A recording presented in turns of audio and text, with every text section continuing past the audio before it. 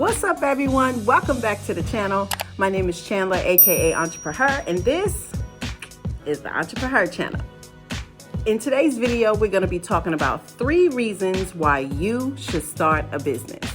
Reason number 1, you don't have to trade your time for money.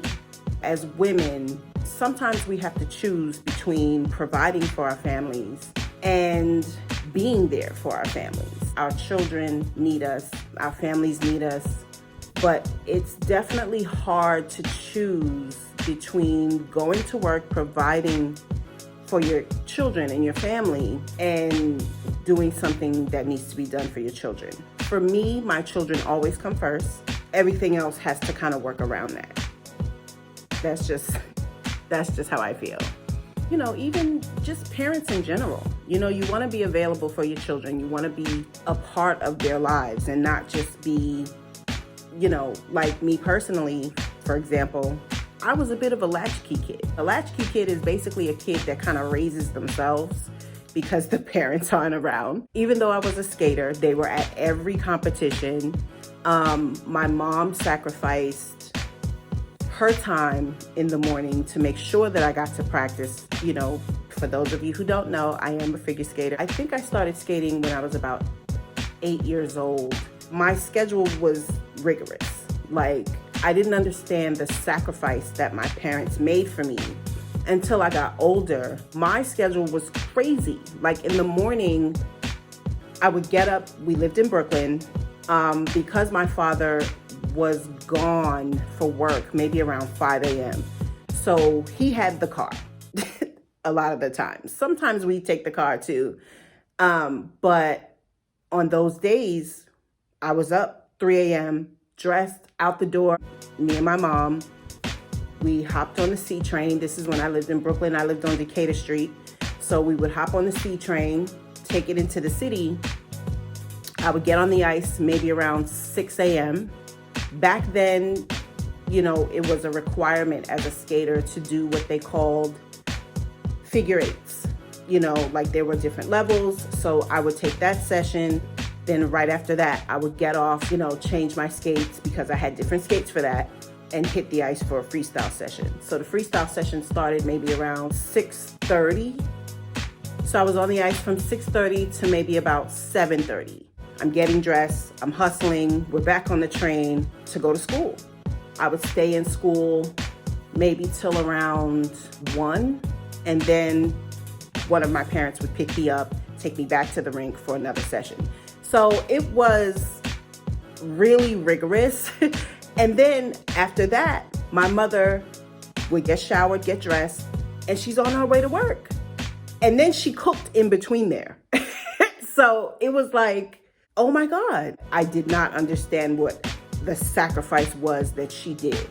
And my father, they did for me, you know, to skate and to be competitive until I got a little older. I mean, I was still a latchkey kid. Like, as I got older, I went to school. I just did what I was supposed to do. Yeah, I hung out, but if there was a paper I had to do, I made sure that paper was done before I hit the streets. But my parents were gone, you know what I mean? Because they were both working. They both worked for the city of New York. So, you know, my father's gone from 5 a.m. and if he did a double, sometimes I wouldn't even see him till like the next day. So my mom worked from 3 to 11. I didn't see her till around midnight if I wasn't asleep. There were plenty of plays and little school shows that they couldn't make it to. They couldn't make every parent-teacher night, but they made it when they could. And it was a lot. I was definitely a latchkey kid. I did a lot of things on my own. If you have a business, you have the luxury to schedule your day the way you want to schedule it. So it's no one saying, okay, you have to clock in at this time. You have to have lunch at that time. No, you can't have today off. You know, you have a family member pass away, or a family member who's sick, or, you know, something like that. And you're putting in for that day and you're asking for that day and they tell you no. And there's nothing that you can do about it. So, you know, being able to not have to trade your time for money, it's more of a quality of life for me. You know what I mean? Because sure, I can go out here and get 2-3 jobs. I could do that, but that's not really the quality of life that I want. So reason number one to start a business is so that you don't have to trade your time for money. Okay, reason number two is that you have a greater chance to create wealth. I have talked about creating wealth before in some of my previous videos. In my opinion, you may agree, you may not, but in my opinion, you will never become rich working for someone else. Never. You can be very well off. You know, like, okay, I get paid every 2 weeks, or I get paid every 15th and the 30th of the month. For some people, that's the goal, and that is what makes them happy. And if that's the case, then so be it. I'm super happy for you. There are people like me who will always strive for that goal of not only controlling their time and controlling their day, but also putting themselves in position to create wealth. Now, this wealth can, who knows, it can be generational. You may be able to hand that business down generation to generation to generation, but you don't have a running chance if you don't get started. And there are a lot of people, that work a W-2 job just until their business gets to the point where they don't need that W-2 job anymore. And if you're doing that, stick with it. You have a goal to reach. Keep going and stay encouraged. I'm all for doing that. Like, if that's what you're doing, like, okay, I'm going to get this job because I have some marketing to pay for. And they may not have a business line of credit. They may not be able to apply for a business line of credit or personal credit. So if that's the route that you're going, stick with it.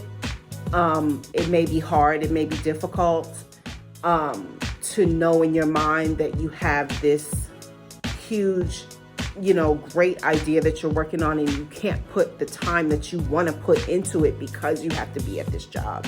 But if that's what you need to do to get to that next level, do it. Stick with it, because in your mind that one day, and definitely set a goal for that one day, you will be able to replace that W-2 job with your business full time. And I'm not referring to those who work a W-2 job who actually love what they do. I mean, even though teachers are not getting paid what I think they should be getting paid and what I think they deserve, there are some teachers who absolutely love being a teacher, and they love doing their job, and they love kids, and they just love it. In my opinion, your ultimate goal as a business owner should be to get your business to a point where it can run with or without you. What you don't want to do is leave a W-2 job and then start your business and work for your business, but you're creating another job for yourself within your business. Now, if you're hands-on and you just want to be a part of every detail 24 hours a day, 7 days a week, then by all means, definitely do that, because that's what makes you happy and that's ultimately what you want to do. But if you're not in that space and you want to have all of your time to yourself, you can have a business running over here, not be there. You've got systems in place. You've got people in place to make sure that everything goes like clockwork. That, to me, is the true definition of financial freedom. When you can have your business running and you're not there. You're not there.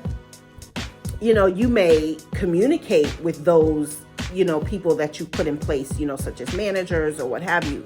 But as a whole, you're not there. You know what I mean? You're at home spending time with your family, or you're in another country, you're traveling. So that, to me, is the ultimate goal, to make sure that your business gets to a point where it's on autopilot and it can run with you or without you. When you're first getting started, it is literally the true definition of a one-man show.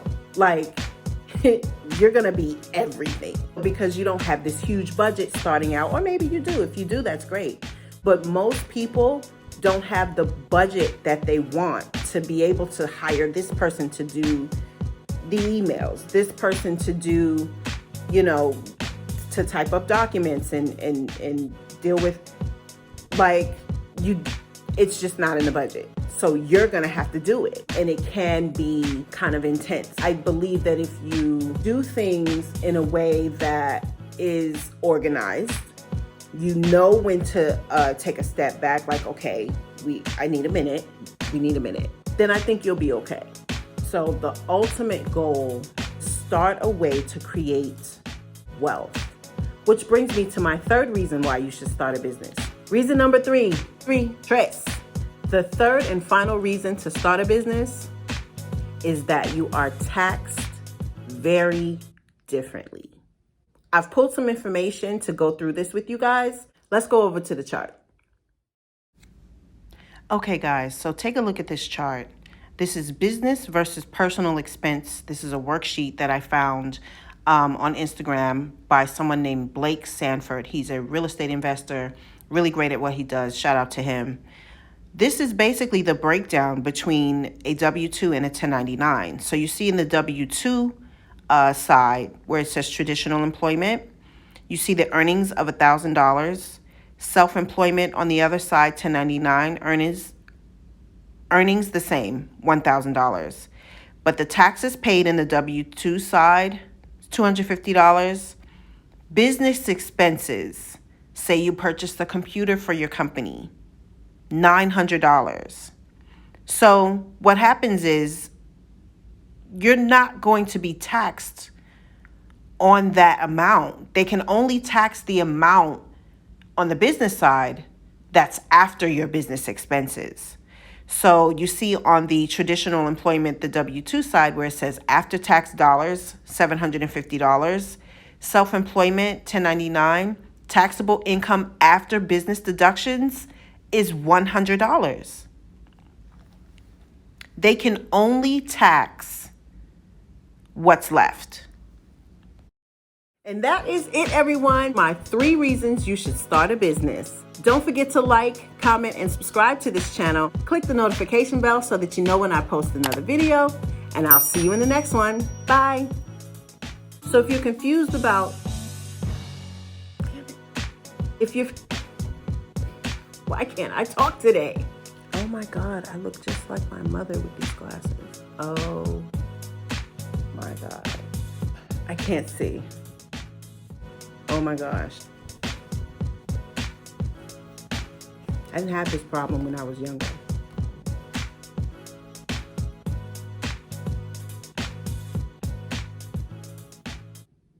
Oh, my lash. Oh my God.